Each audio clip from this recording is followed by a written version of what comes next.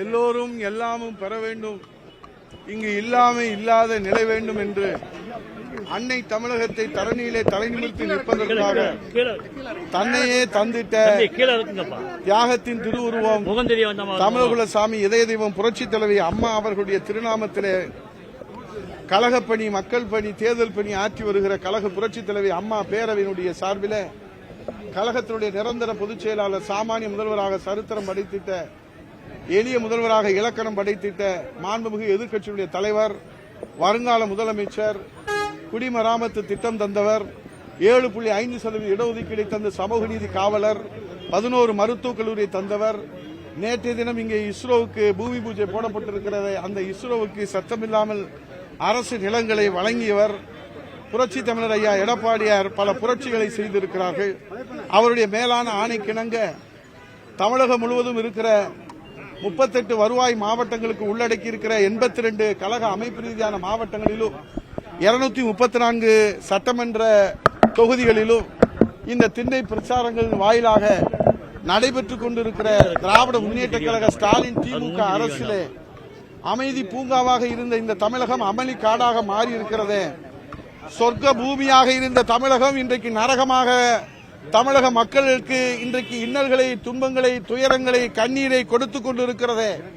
இந்த அரசுக்கு முற்றுப்புள்ளி வைத்து வீட்டுக்கு அனுப்புகிற அந்த புனித பணியை கழக புரட்சித் தலைவி அம்மா பேரவை ஏற்பாட்டிலே மாவட்ட கழகத்தினுடைய மூத்த நிர்வாகிகள், மாவட்ட கழகத்துடைய செயலாளருடைய தலைமையிலே நடைபெற்று வருகிறது. இது 4வது வாரமாக திருநெல்வேலியிலே தாமிரபரணி நதிக்கரையிலே நம்முடைய அருமை அண்ணன் தச்சை ராஜா அவருடைய சீரிய தலைமையிலே தம்பி ஜெரால்டு அவர்களுடைய சீரிய ஏற்பாட்டிலே மூத்தவர் முன்னவர் ஐயா கருப்பசாமி பாண்டியன் அவர்களும், சுதா பரமேஸ்வரன் அவர்களும், பாப்புல முத்தையா அவர்களும், முத்துக்கருப்பன் அவர்களும், முருகேசன் அவர்களும், சங்கரலிங்கம் அவருடைய சீரிய வழிகாட்டலோடு தலைமையோடு அண்ணன் வேலாயுதம் உள்ளிட்ட பகுதி செயலாளர் உள்ளிட்ட பேரவை நிர்வாகிகள் உள்ளிட்ட வீரபெருமாள் உள்ளிட்ட அத்தனை பொறுப்பாளர்களும் கலந்து கொண்டிருக்கிறோம். வீதி வீதியாக சொல்லுகிறோம். இந்த திண்ணை பிரச்சாரத்தினுடைய நோக்கம் சட்டமன்றத்திலே மாண்புமிகு எதிர்க்கட்சி தலைவர் ஆதாரத்தோடு புள்ளி விவரத்தோடு இந்த நாட்டினுடைய அவலங்களாக இருக்கக்கூடிய சட்டம் ஒழுங்கு சந்தி சிரிக்கிற நிலைமையும், போதைப் பொருள் நடமாட்டமும், பாலியல் பெண்கள் பாலியல் வன்கொடுமையும் எடுத்து வைக்கின்றார்கள். விலைவாசி உயர்வை எடுத்து வைக்கின்றார்கள். மின்சார கட்டண உயர்வை, சொத்து உயர்வை, குப்பை வரி உயர்வை எடுத்து வைக்கின்றார்கள். அதையெல்லாம் அவர்கள் நேரலையிலே ஒளிபரப்பாமல் திட்டமிட்டு அரசியல் காழ்ப்புணர்ச்சிக்காக அவர்கள் மக்களிடத்திலிருந்தே மறைக்கின்றார்கள். ஆகவே புரட்சி தமிழருடைய உரிமை குரலாக, அவருடைய தூதுவராக இந்த பிரம்மாஸ்திரமாக இந்த துண்டு பிரசுரத்திலே, காகிதத்திலே அச்சடிக்கப்பட்டிருக்கிற துண்டு பிரசுரம் என்று நினைத்து விடாதீர்கள். இது திமுக ஆட்சியை வீட்டுக்கு அனுப்புகிற புரட்சி தமிழர் ஐயா எடப்பாடியுடைய பிரம்மாஸ்திரமாகத்தான் இந்த அம்மா பேரவையுடைய இந்த துண்டு பிரசுரத்தை இதுவரை 3 வாரம் சாதனை துண்டு பிரசாரம் வழங்கினோம். இப்போது இந்த ஆட்சியுடைய அவலநிலை துண்டு பிரசாரங்களை வழங்குகிறோம்.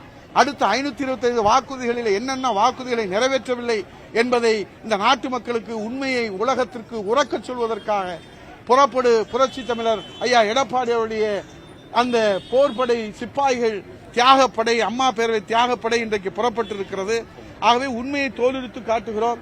இன்றைக்கு கூட நாம் பார்ப்போம், இந்த அரசு எப்படி விஞ்ஞான ரீதியாக இன்றைக்கு சர்க்காரியா கமிஷனிலே இருந்து இந்த சங்கரலிங்கம் அவர்கள் இப்போது காட்டுகிறாரே, இந்த துண்டு பிரசுரத்தில் இந்த விலைவாசி உயர்வுகள் எல்லாம், இதில் அரிசி விலை, கடலெண்ணெய், நல்லெண்ணெய், துவரம்பருப்பு, உளுந்தம்பருப்பு, பூண்டு, பால், 1 யூனிட் எம்சாண்டு, ஜல்லி, மணல், கம்பி, செங்கல், மரம், எப்படி இந்த விலைவாசி இருக்கிறது என்பதை இந்த துண்டு பிரசுரத்தின் மூலமாக எங்கள் உயிரிழு மேலான வாக்காளர் பெருமக்களுக்கு எடுத்துச் சொல்லுகிற அந்த நிகழ்வு தான் நடைபெற்றுக் கொண்டிருக்கிறது. இன்றைக்கு பத்திரிகைகள், ஊடகங்களிலே தலைப்பு செய்தியாக இருப்பது என்னவென்று சொன்னால், விஞ்ஞான ரீதியாக அன்றைக்கு சர்க்காரியா கமிஷன் தோலெடுத்து காட்டியது, அது மீண்டும் இன்றைக்கு தலை தூக்கி இருக்கிறது. திமுக அரசிலே விஞ்ஞான ரீதியாக கோடிக்கணக்கான அளவிலே அரசு கஜானாவுக்கு சேர வேண்டிய அந்த வருவாயை மடைமாற்றம் செய்து ஸ்டாலின் குடும்பத்திற்கு மடைமாற்றம் செய்வதை ஏற்கனவே அன்றைக்கு பிடிஆர் பழனிவாழ் தியாகராஜன் வீடியோ பதிவின் மூலமாக அவரே தெரியாமல் வெளியிட்டிருந்தார்.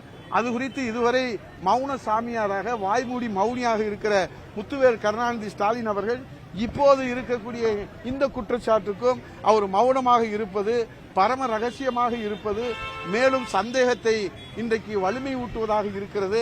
ஆகவே மக்களுடைய பணம், மக்களுடைய அந்த நலத்திட்டங்களுக்கு செலவழிக்க வேண்டிய வருவாய் கருணாநிதி குடும்பத்திற்கு செல்வதை தடுத்து நிறுத்துவதற்கும் நடைபெற்றுக் கொண்டிருக்கிற இந்த மன்னராட்சி, மக்களாட்சி என்கிற அந்த மகத்துக்குள்ளே நடைபெற்றுக் கொண்டிருப்பது மன்னராட்சி, குடும்ப ஆட்சி, வாரிசு அரசியல், சர்வாதிகார ஆட்சி.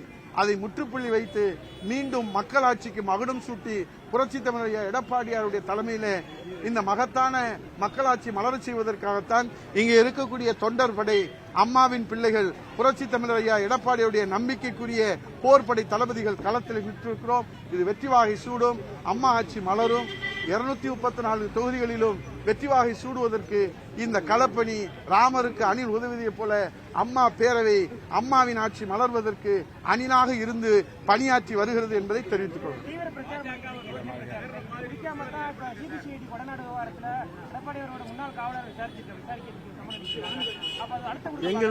எங்களுக்கு மடியில கனம் இல்ல, வழியில பயம் இல்ல, எந்த வகையிலும். ஏனென்றால் நாங்கள் தெளிவான பாதையில, தெளிவான மக்கள் சேவையில, தெளிவான மக்களுக்காக அர்ப்பணித்து, இன்றைக்கு தலைவர் எப்படி மக்களுக்காக அர்ப்பணித்தாரோ, தமிழகுலசாமி புரட்சி தலைவி அம்மா அவர்கள் எப்படி அர்ப்பணித்தார்களோ அவர் வழியிலே தான் அவருடைய மறு வடிவமாக இன்றைக்கு புரட்சி தமிழர் எடப்பாடியார் அவர்கள் மக்களுக்காக அர்ப்பணித்து உழைக்கின்றார்கள். ஆகவே வருகிற தடைக்கல் எல்லாம் படைக்கல்லாக மாறி அதில் வெற்றி வாகை சூடி வெற்றி கொடி ஏற்றுவார். முன்னா நேற்று தான் தெளிவா சொல்லிட்டாரு. திமுக தான் எங்களுக்கு ஒரே எதிரி. அந்த எதிரியை அடையாளம் காட்டியவர் மன்னாதி மன்னன், மக்கள் திலகம், பொன்மன தலைவன், புரட்சி தலைவர். திமுகவை எதிர்ப்பதற்காகத்தான் அண்ணா திராவிட முன்னேற்ற கழகம் துவங்கப்பட்டது. 17/10/72 இருந்து ஒரே எதிரி தான். காலத்துக்கு ஏற்ற மாதிரி, தேர்தலுக்கு ஏற்ற மாதிரி எதிரி எங்களுக்கு மாறுவதில்லை. திமுக ஒரே எதிரி. அவரை வீழ்த்துவதற்கும் அந்த எதிர்ப்பு வாக்குகள், இந்த திமுக அரசை வீழ்த்துவதற்கு இன்றைக்கு ஆதரவு அளிக்கக்கூடிய சக்திகள், ஆதரவு அளிக்கக்கூடிய அந்த வாக்குகளை எல்லாம் சிந்தாமல் சிதறாமல் ஒன்று சேர்க்க வேண்டும் என்பதையும் தான் பகிரங்கமாக சொல்லியிருக்கிறார். அவர் சொன்னதுக்கு பிறகு எந்த அப்பீலும் இல்லை. வாங்க நம்ம எல்லோரும் சேர்ந்து மக்களை சந்திப்போம். நன்றி, வணக்கம். நன்றி, வணக்கம். நன்றி, வணக்கம். இல்ல, அதுதான் சொல்றேன். சட்டமன்றத்தில் நாங்க சொன்னோம். அவங்க அமைச்சரவையில் இருக்கிற அமைச்சரே சொன்னாங்க. அதுக்கு முதலமைச்சர் எந்த பதிலும் சொல்லல, எந்த விளக்கமும் சொல்லல, அதுக்கு ஒரு அறிக்கை கூட கொடுக்கல அல்லது கண்டனம் தெரிவிக்கல. உச்சநீதிமன்றமே சொல்லுது இவரை நீங்க இருக்கணுமா அமைச்சரான, அதை மீறி வச்சிருக்கிறாரு. முதலமைச்சர் என்ன சொல்றாரு, இவர் தியாகி அப்படின்னு சொல்றாரு. இப்பதான் தெரியுது அவர் ஏன் தியாகின்னு முதலமைச்சர் சொன்னாருன்னு. அவர் ரத்தம் சிந்தி, கொடியேற்றி, பொதுக்கூட்டம் நடத்தி, ஆர்ப்பாட்டம் நடத்தி, போராட்டம் நடத்தி கட்சியை வளர்த்த தியாகி அல்ல. குடும்பத்திற்கு அரசு வருவாயை மடைமாற்றம் செய்த தியாகி. அந்த தியாகியை தான் முதலமைச்சர் பாராட்டுகிறார், போற்றுகிறார், வணங்குகிறார். ஆகவேதான் இந்த வெட்ட வெளிச்சம் ஆகியிருக்கிறது. இன்னும் பல விவரங்கள் வெளிவருவது உங்களோடு சேர்ந்து, மக்களோடு சேர்ந்து நாங்களும் காத்துக் கொண்டிருக்கிறோம். எனக்கு தெரியல, நான் பார்க்கல. நான் திண்ணை பிரச்சாரத்தில் கவனமா இருக்கிறேன். இப்ப நீங்க சொல்லிருக்கீங்க, பார்த்துட்டு சொல்றேன். தலைவரே, நாங்க கடைக்கோடியில் இருக்கிற தொண்டர்கள் தலைவரை பொதுச் செயலாளர் தெளிவா சொல்லிட்டாரு. திமுகவுக்கு யார் எதிரியோ அவர்கள் எல்லாம் எங்களுக்கு நண்பர்கள். அவ்வளவுதான் விட்டுருங்க. தலைவரே, முதலமைச்சர் வேட்பாளர் புரட்சி தமிழர் ஐயா எடப்பாடியார். அதுல உங்களுக்கு சந்தேகம் இல்ல, சந்தேகம் வேண்டாம்.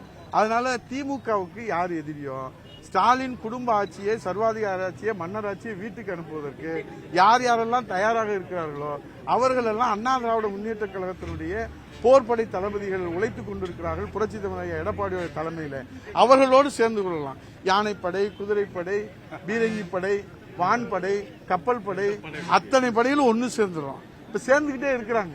உங்களுக்கு நல்ல செய்தி வரும்.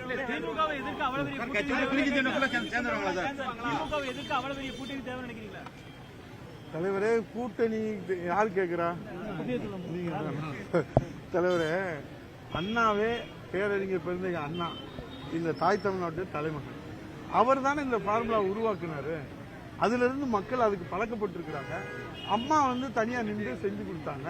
இப்ப நாங்க எல்லாரும் வாங்க, இந்த தீய சக்தியை வீழ்த்தணும், அவளை விரட்டணும், இல்லைன்னா நாடு சுடுகாடா போயிடும், இந்த தமிழ்நாடு சுடுகாடா போயிடும். இந்த ஆட்சி தொடர்ந்துச்சுன்னா நாட்டை காப்பாற்ற, நாட்டு மக்களை காப்பாற்ற, மொழியை காப்பாற்ற, இனத்தை காப்பாற்ற, மக்களை காப்பாற்ற அண்ணா திராவிட முன்னேற்ற கழகத்தோட கரம் கோர்த்து புரட்சி தமிழர் எடப்பாடியோட கரத்தை வலுப்படுத்த வாருங்கள் வாருங்கள் வாருங்கள் என்று இந்த நம்ம தாமிரபரணி நதிக்கரையிலிருந்து எங்க மூத்த அண்ணங்களோட வரவேற்கிறேன். நன்றி, வணக்கம்.